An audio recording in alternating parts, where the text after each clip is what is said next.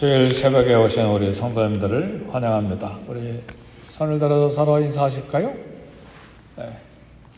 새벽에 오신 여러분을 주님의 이름으로 축복합니다. 아멘. 반갑습니다. 그런 이야기보다 갑자기 그런 생각이 들어요. 주의 이름으로 축복합니다 말이 더 좋을 것 같아요. 주일은 올 때마다 삼일체 이름으로 축도하잖아요. 그러니까 새벽에 오시는 분들에게 주의 이름으로 축복합니다. 이렇게 매일 축복하면 그 축복이 그대로 임할 것을 믿습니다. 아멘. 그래서 인사말을 제가 이제 오늘부터 바꾸기로 했어요. 할렐루야. 네. 우리 방금 찬송 430장 주와 같이 길 가는 것 즐거운 일 아닌가. 주님과 함께 길 가고 주님과 함께 이 인생 여정 걸어가는 것, 길 가는 것, 이건 함께 사역하고 함께 일하고 봉사하고 수고하고 애쓰고 예배하고 이런 것이 즐거운 일 아닌가. 정말 즐겁고 복되다는 말입니다. 그런데 하나님과 함께 일하고 봉사하고 걸어가는 것 신나고 기쁘고 즐거운 일이라고 우리가 찬송하는데, 그러나 고통이 우리 삶에 불어닥쳐오면 주와 같이 길 가는 것이 즐겁지 않게 보이고 또 즐거움을 잃어버리고 또 느끼지 못할 수가 있습니다. 그러나 이 시간 우리가 결론적으로 확신하는 것은 주와 같이 길 가는 거 즐거운 일 아닌가. 언젠가는 주님과 함께 길 가는 것이 즐거운 것이 분명히 사실이고 진리이고 놀라운 축복인 것이 반드시 드러나게 될 것입니다. 그러나 우리가 이 시간 알아야 될 것은 우리 그리스도인의 삶과 주님을 섬기는 사역에서 낭만과 기쁨과 즐거움과 행복만 있지는 않다는 사실이죠. 우리 지금 신앙생활 1, 2년 해오는 게 아니잖아요. 수십 년 해오고 있잖아요.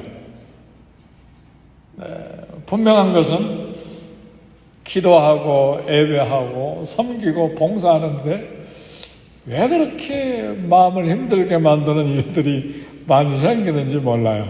그죠? 어려운 일도 많이 생기고 그리고 깜짝 놀라고 가슴이 철렁 내려앉는 그런 사건들도 만나고, 그래서 사랑하는 성도 여러분, 우리 그리스도인의 인생길 그리고 사역하고 봉사하는 것에 우리가 꼭 기대하는 만큼의 기쁨과 즐거움, 행복만 있지 않다는 걸 우리가 생각해야 됩니다. 그것만 기대하는 것은 환상이고 착각일 수 있어요. 그러나 환경은 어렵고 또 어려운 일도 반복해서 생기지만 세월이 가면 갈수록 이상하게 환경은 어렵고 힘들지만 마음에는 평안이 있어요. 그리고 우리 영혼에는 소망이 있고 또 즐거움도 있어요. 문제는 분명히 앞에 있는데 왜 그렇게 용기가 생기고 왜 그렇게 담대함이 생기고 분명히 힘들죠. 그런데도 남을 향해서 기뻐하라고 이야기하고 괜찮아요, 우리 할 수 있어요, 그런 말을 하게 되고 그럴까요? 그런 사람이 성경에 특별히 사도 바울이 그런 사람 중에 한 사람이에요. 로마 감옥에 갇혀 있는 것이 얼마나 힘든 일입니까? 근데 빌립보서 보세요. 감옥에 있는 사도 바울이 감옥 밖에 있는 빌립보 교회를 향해서 내가 말하니 기뻐하라. 항상 기뻐하라. 내가 다시 말하니 기뻐하라. 오히려 위로받고 격려받고 감옥에 있는 나를 생각하고 기도해주고 좀 찾아와서 나를 좀 보살펴주라 그런 이야기, 감정 섞인 이야기를 할 수 있을 텐데 아니요, 바울은 오히려 기뻐하라고 이야기를 하잖아요. 그러니까 우리는 영적인 세계에서 우리 삶을 컨트롤하고 또 핸들하고 이렇게 다루는 일에 있어서 환경이 우리를 무너뜨릴 수가 없다는 사실입니다. 분명히 환경은 힘들 수 있어요. 그리고 우리 솔직하게 우리 인생을 이야기한다면 앞으로 가면 갈수록 20년, 30년, 40년, 50년 계속 살아가면 살아갈수록 더 젊어지고 더 건강해지고 더 나은 삶이 됩니까? 아니면 점점 후퇴하고 점점 기운이 약해지고 점점 늙어지고 기능도 약해지고 점점 노쇠해집니까? 그렇잖아요. 점점 주름살이 많아지고 호흡하는 것도 점점 힘들어지고 옛날에는 공기 3그릇 먹었어도 또 배가 고파서 간식 먹고 하루에 5번씩 먹어야 되는데 지금은 한 공기 먹는 게 버거워서 절반으로 줄이고 그것도 또 줄이고 그러잖아요. 다 소화가 안 되니까. 우리 어떤 면에서 착각하고 우리 인생을 살아가는 경우들이 많이 있죠.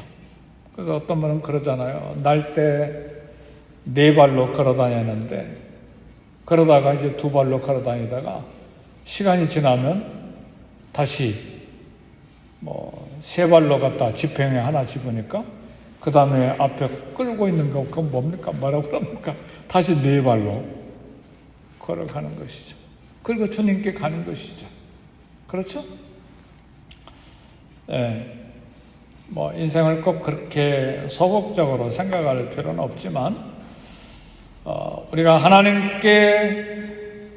앞에서 살고 하나님과 함께 계시는 사역, 하나님이 동행하시는 삶에도 고통과 어려움이 늘 우리에게 있다는 사실이죠. 따라서 우리는 하나님이 함께 동행하시는 형통과 순탄만을 기대하는 것은 착각입니다. 버려야 됩니다. 내려놔야 돼요. 사도 바울도 분명히 그런 이야기를 했어요. 우리가 천국에 들어가면 많은 환난을 겪어야 할 것이니라.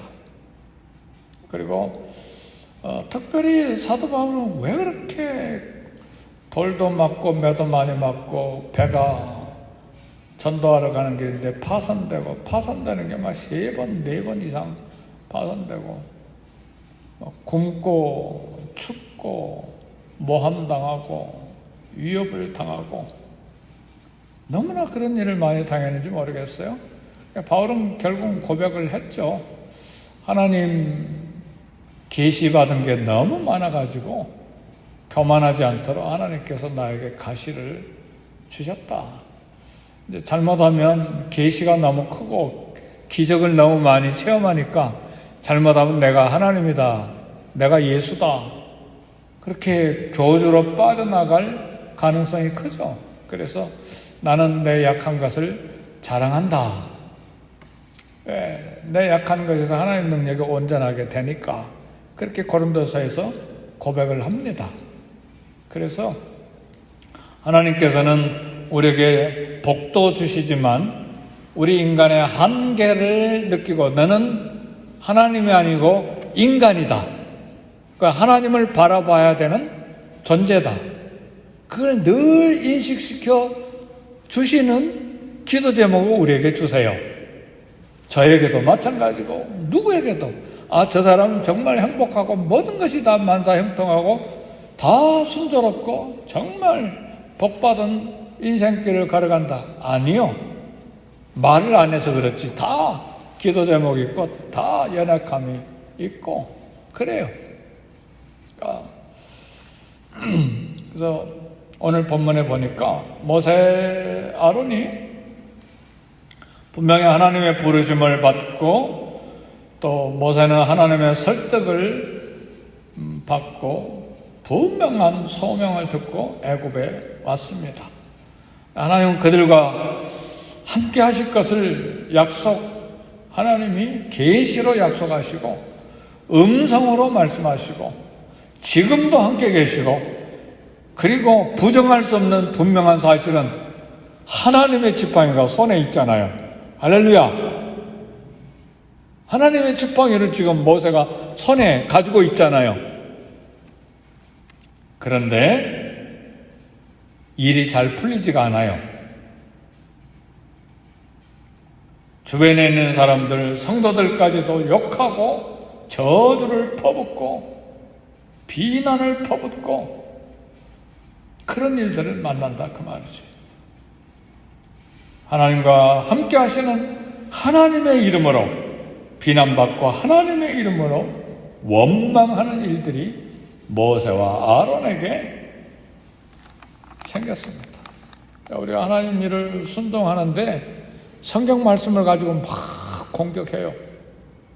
하나님 교회의 이름으로 하나님의 이름으로 그래서는 되겠냐고 하나님 말씀이 이런데 막 비난하면 그런가 하고 정말 낙심되기도 하고 그잖아요. 예수 믿는 사람은 말 잘하잖아요. 그 성경 말씀도 아니까 자기 말로가 아니라 성경 말씀 인용해가지고 공격하고 원망하고 비난하고 그러는 것이죠. 그럴 때면 주와 같이 길 가는 거 즐거운 일이 정말 아닌 것처럼 생각되죠. 모세와 아론이 하나님의 부르심을 따라서 무서운 바로 앞에 나가서 이스라엘 백성들을 내놓으라고 요청한 것은 엄청난 용기입니다. 엄청난 믿음이고 엄청난 순종이죠. 60만에서 200만으로 추산된 이스라엘 백성들을 내놔라. 감히 어떻게 노예 출신 대표잖아요. 바로 왕 앞에 가서 이야기합니까? 말 못할 일인데 용기를 갖고 믿음으로 순종해서 말합니다. 그런데 애국과 바로는 이스라엘 백성들이 이제 노예로 삼아가지고 처음에는 이 백성들이 많아져서 전쟁할 때 우리를 대적하면 어떨까 그런 생각했는데 이제는 노예로 부리다 보니까 엄청난 국가 경제를 지탱하는 노동력으로 변화된 거예요. 어마어마한 노동력이죠. 돈 주지 않고 부리는 노동력이 된 거예요. 그래서 이 노예 해방은 국가 경제를 좌우하는 어마어마한 큰 문제예요. 그러니까 옛날에 영국과 미국이 노예 해방하는 건 여왕도 손을 못 댔어요. 영국에서. 국가 경제를 지탱하는 일이기 때문에. 그래서 미국도 노예 해방하는데 남과 북이 전쟁을 일으키잖아요. 수많은 남군과 북군이 죽었잖아요. 전쟁으로. 노예 해방 문제 때문에. 그만큼 어려운 일이에요. 그러나 아무리 경제가 어려워진다 할지라도 노예 해방은 하나님의 뜻이죠. 그 뒤로 미국에 어떤 일이 생긴 줄 아십니까? 미국이 그때부터 세계 최강대국이 되기 시작했어요. 할렐루야! 그러니까 당장 손해보는 것 같지만 하나님께 순종하면 결국은 하나님 복 주십니다. 네. 우린 눈앞에 있는 이익 생각하고 하나님 말씀 불순종하고 원망하고 불평하는 경우들이 생기죠. 바로는 짚을 주지 않고 벽돌을 생산하되 생산량을 줄이지 말고 똑같이 생산하라고 명령했죠. 지금까지는 집을 주면서 벽돌을 생산하라고, 그래서 그런 대로 일을 해왔는데 이제는 집 주지 않고 짚을 다 자기들이 들에 나가서 주워다가 벽돌을 생산하라고 하니까 시간이 줄어들고 노동력이 줄어들잖아요. 생산량이 줄어드니까 애국 감독관들이 막 이스라엘 반장들을 때리고 폭행하고 난리가 났어요. 그러자 모세와 아론을 통해서 하나님의 구원 계획을 들었던 백성들이 그때는 하나님을 경배하고 믿고 감사했는데 감사가 이제 원망과 저주로 순식간에 비난과 불신으로 바뀐 거예요. 이게 인간이에요. 좋은 일 있을 때는, 어려운 일 없을 때는 하나님 감사합니다 찬송하다가 조금 이익에 손해가 오면 금방 원망하고 비난하고 원망하고, 그게 우리 인간들이에요. 그러니까 삶이 고통스러우면 미래 구원이 뭐냐, 출애굽이 뭐냐, 당장 오늘 고통 멈추기를 원하는 것이 인간이죠. 장자권이 뭐냐, 내가 지금 배고픈데. 그래서 야곱의 형 에서가 장자권은 재산의 2배뿐만 아니라 그리고 구원 가문의 혈통을 이어가는 굉장히 영적인 축복의 문제인데, 당장 내가 지금 배고파 죽겠는데 그게 뭐냐 하고 그냥 팥죽 한 그릇 팔아먹어 버리잖아요. 우리 인간이 그렇게 연약함이 있어요. 그러나 사랑하는 성도 여러분, 잘 보세요. 지금 바로를 통해서 점점 이스라엘에게 고통이 심해지는 것은, 바로의 거부가 점점 강력해지는 것은 이미 하나님 말씀하신 거예요. 하나님의 계획 속에 들어있는 일이에요. 그리고 이 과정은 그걸 통해서 하나님이 기적을 베푸시는 기회들이에요. 그리고 하나님은 이미 알고 계시는 일입니다. 그리고 하나님의 기적을 통해서 이스라엘과 애국과 온 세계가 여호와가 하나님이신 것이 드러나는 그런 순간들이에요. 오늘 우리에게 고난과 어려운 일과 그런 부담스러운 일이 생길 때는 우리 수많은 부흥사들과 설교자들이 그렇게 이야기하잖아요. 크리스찬들에게, 하나님의 백성들에게 주어지는 고난은 축복의 전주곡이다. 그건 사실입니다. 그건 진짜 맞는 말이에요. 보세요. 야곱의 11번째 아들 요셉이 어마어마한 비전을 가지고 있었잖아요. 2번씩이나 꿈으로 그 비전을 받고 꿈과 소망과 비전 속에서 설레는 마음으로 이렇게 기쁨과 즐거움으로 날마다 찬송하면서 사는데 형들이 미워해가지고 인신매매해서요. 애굽으로 노예로 팔아먹어버려요. 얼마나 원통스러운 일입니까? 그런데 그 과정이, 그 꿈과 비전이 이루어져가는 한 걸음 한 걸음 과정이에요. 노예로 팔리는 것만 해도 원통하고 처절하게 고통스러운 일인데, 억울하게 또 하나님 말씀 지키겠다고, 순결을 지키겠다고, 정직을 지키겠다고 몸부림치면서 살아가는데 오히려 감옥에 들어가잖아요. 근데 감옥에 들어가는 그 과정이 하나님께서 꿈을 이루어주시는 놀라운 한 걸음 한 걸음 순간들이었다는 사실. 거기서 애국 국가의 제국의 장관들을 만나고 그곳에서 바로를 만나는 그런 길이 열리잖아요. 그리고 국무총리가 되잖아요.